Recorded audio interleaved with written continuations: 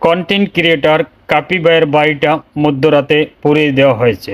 আসলে আমাদের দেশে ব্যক্তির দোষ থাকতে পারে, কিন্তু বাড়িঘরের তো কোনো দোষ নেই। তার বাড়িটা কেন পোড়ানো হলো? যদি সে অন্যায় করে থাকে তাহলে তাকে আইনের আওতায় নিতে পারেন আপনারা। এলাকাবাসী এবং জনগণ যারা এই বাড়িটা পুড়িয়েছেন, আসলে এটা মোটো কাজটা ঠিক করেন নাই। দেশের জন্য ক্ষতিকর, জাতির জন্য ক্ষতিকর। একদিন আপনারও হতে পারে এরকম একটা পর্যায়।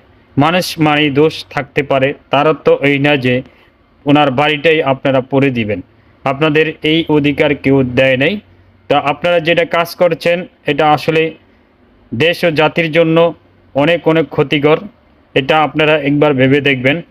যদি ব্যক্তির দোষ থেকে থাকে তাহলে ওনাকে আইনের আওতায় নেওয়ার জন্য আপনারা কাজ করতে পারেন। ওনার বাড়ির তো দোষ নেই।